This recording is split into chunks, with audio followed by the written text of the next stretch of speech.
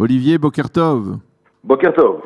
Merci d'être avec nous ce matin sur Studio Kalita. Avec vous, avant de parler, on va dire de rentrer de plein pied dans l'actualité électorale, un sujet qui est hautement sécuritaire, mais qui est lié aussi aux élections. On a compris que les Russes tentaient de s'immiscer dans la campagne électorale à travers la cybertechnologie. Ouais. Alors, c'est une information qui a été révélée en partie par le chef du Shin Bet, à Nadav Argaman. On a compris que c'était les Russes qui souhaitaient, donc d'une manière ou d'une autre, s'impliquer dans cette campagne électorale. Est-ce que vous pensez que l'État d'Israël a la capacité de contrer ce type d'interventionnisme de la part de la Russie ? Écoutez, d'abord, il faut savoir que depuis maintenant plusieurs années, des grandes nations, qui sont parfois également des nations voyous, mais qui sont grandes au niveau des moyens, sont intéressés et font des efforts pour influencer le résultat d'élections dans différents pays. C'est une chose qui aujourd'hui fait partie en fait du décor international, de l'influence avec un grand I, où parce que les élections ont changé, parce qu'aujourd'hui la grande majorité en fait du débat politique, de l'influence politique ne se passe plus dans les rues ou dans des colloques publics, ni même à la télévision, mais sur ce qu'on appelle les réseaux sociaux et tout ce qui est en fait le numérique. Eh bien, il y a effectivement des capacités nuisibles, offensives de différents États, de faire que ce qui est dit, ce qui est transmis, ce qui est publié sur ces réseaux sociaux ne provient pas de manière naïve de gens qui expriment leurs idées, mais de services de renseignement qui ont un agenda très précis de vouloir influencer, je dis bien influencer le cours des événements, pour en fin de compte produire et créer une victoire. Alors justement, une victoire de quel camp ? Parce que disons que là on a compris que, je le disais tout à l'heure, c'était les Russes qui étaient impliqués, mais on ne sait pas exactement pour qui ils travaillent, quels sont leurs intérêts, et pour qui voudraient-ils voir élu. On parle d'une ingérence dans les débats, dans les polémiques qui règnent sur les réseaux sociaux, mais on ne sait pas en faveur de qui ou au détriment de qui.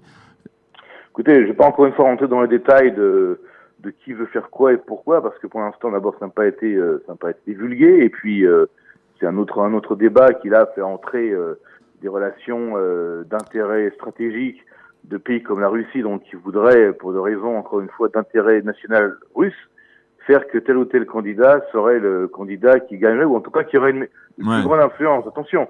Parfois, on peut aussi faire gagner quelqu'un qui n'est pas automatiquement celui qui est l'ami du pays en question, mais qui peut être un élément qui va faire que, par cet événement-là, va se faire autre chose. Oui. Dans un jeu de domino au niveau international. Je vous rappelle qu'à une certaine époque, les États-Unis étaient également très influents dans le cours d'élections dans des pays d'Amérique latine ou d'Amérique centrale.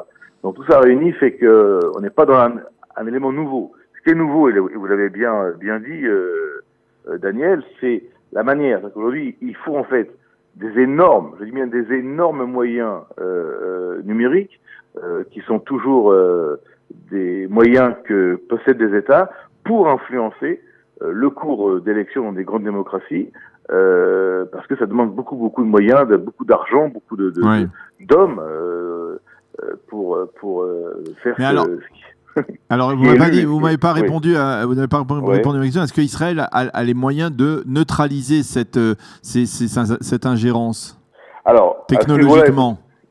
Écoutez, l'État d'Israël aujourd'hui est une puissance, une des 3 ou 4 puissances mondiales dans le domaine, ce qu'on appelle du numérique défensif.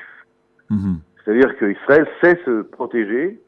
Je vous rappelle que plusieurs fois des attaques cybernétiques ont eu lieu dans le monde entier, encore une fois venant de pays comme l'Iran, comme la Russie, comme la Chine, comme également la Corée du Nord, et que un des seuls pays au monde qui n'a jamais été frappé de plein fouet par ces attaques cybernétiques, c'est l'État d'Israël.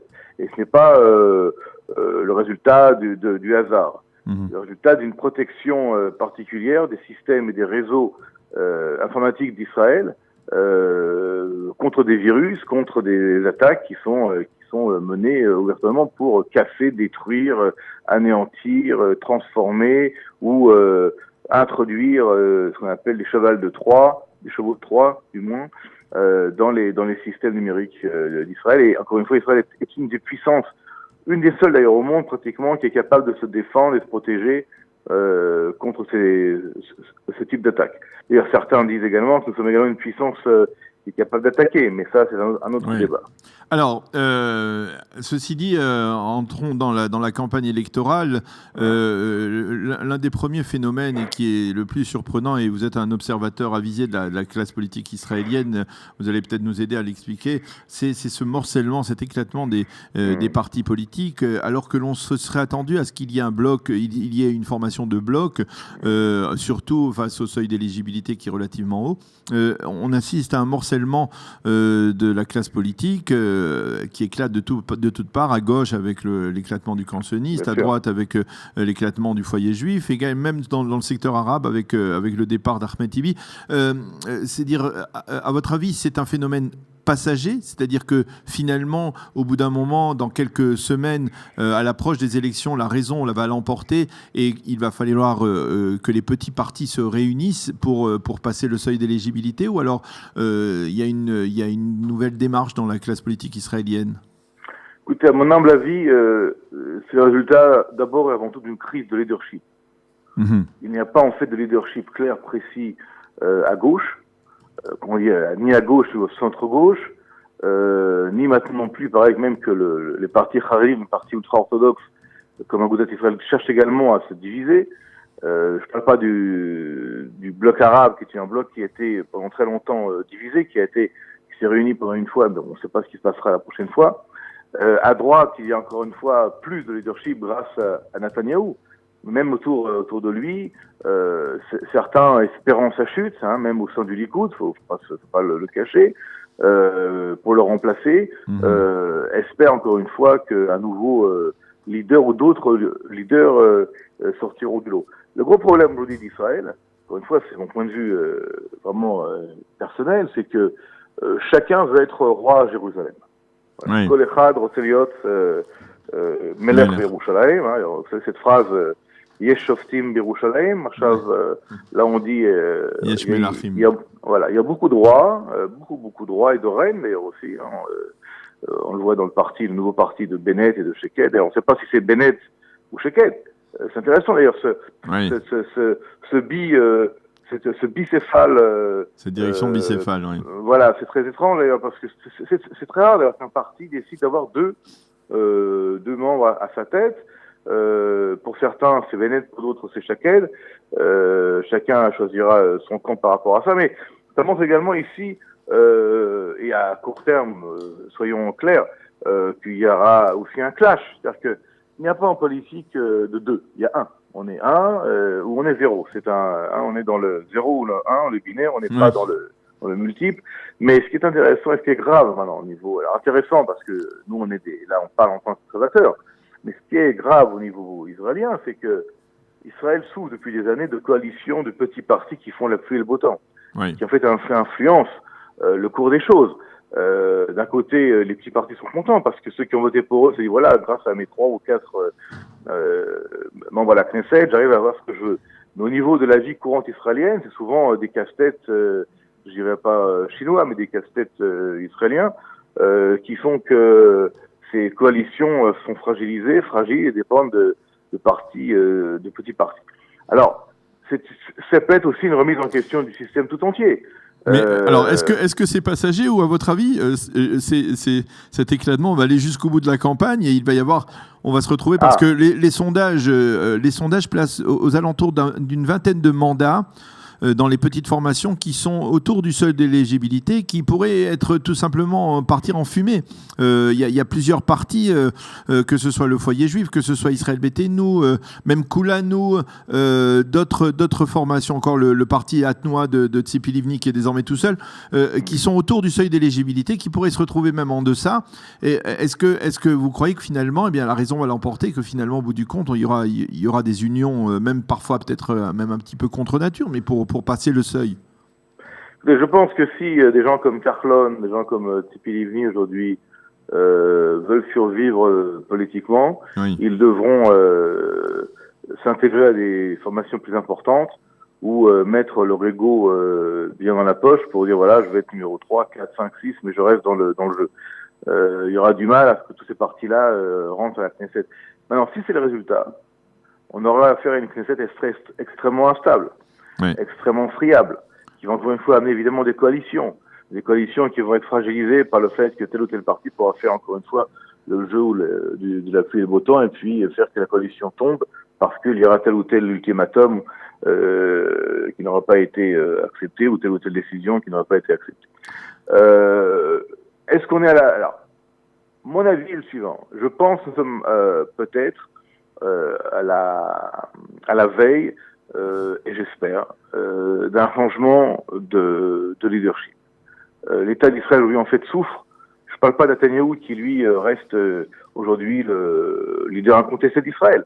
C'est-à-dire, il a un grand parti, il réussit à le sauvegarder, à le renforcer, il réussit lui-même à se renforcer malgré les crises et malgré les attaques qui viennent beaucoup d'ailleurs de l'intérieur. Les gens pensent qu'il est critiqué par la gauche, évidemment, oui. Mais la gauche qui est celle en Israël, comme vous le savez, et la presse sont abreuvés par des histoires et par des phénomènes qui viennent de l'interne. Parce que dans l'interne du Likoud, qui est une énorme machine politique, la plus puissante d'Israël, il y a évidemment des volontés et des velléités de certains de vouloir remplacer le chef. Et pour cela, quoi de mieux que de le faire via d'autres médias ou d'autres agents qui sont, entre guillemets, à l'extérieur du Likoud. Donc, qu'il n'y ait pas ici non plus de naïveté de la part des gens qui pensent que tout le monde est contre le Likoud. Non, le Likoud n'est pas aujourd'hui uni. Il y a des gens qui veulent la fin de Netanyahou au sein du Likoud. Et donc, tout ça réuni fait que lui, aujourd'hui, reste le leader incontesté, en tout cas très fort. Qu'est-ce qu'il va devenir, je ne sais pas. Mais en tout cas, aujourd'hui, il reste le seul leader israélien aujourd'hui clair, avec une force politique importante. Alors, une dernière question, et on a 1 minute, pas plus, pour y répondre. Vous avez dit que vous étiez pour l'instant observateur de ce qui se passait dans la classe politique. Vous étiez très impliqué dans les élections municipales il y a encore quelques semaines, à peine, puisque vous avez présenté une liste. Est-ce qu'on aura le plaisir, l'occasion de vous voir briguer une place dans la prochaine Knesset ? Écoutez, pour l'instant, vu la situation et le morcellement, je regarde, comme beaucoup d'ailleurs. Faire attention de ne pas se méprendre dans des listes ou dans des choses qui peuvent être compliquées. Moi, j'ai mes idées claires. Je suis quelqu'un qui est sioniste, quelqu'un qui est sécuritaire, quelqu'un qui est également social, et quelqu'un qui est aussi juif avant tout, et bien évidemment. Maintenant, au-delà de l'idéologie, est-ce que des listes seront intéressées par moi? Est-ce que moi je pourrais entrer dans une liste? C'est une chose que je suis en train de vérifier en ce moment. Et donc, pour l'instant, je reste un observateur. Et s'il y a des changements, je vous le dirai évidemment. Merci beaucoup, colonel Olivier Rafovitz, d'avoir accepté de nous donner vos commentaires donc sur ces derniers développements, que ce soit dans le domaine sécuritaire, mais également donc autour de ces élections. Merci d'avoir été avec nous. On aura l'occasion, je suis sûr, de se reparler d'ici les prochaines élections du 9 avril. Merci d'avoir été avec nous et bonne journée. Merci Daniel, merci à vous. À très bientôt.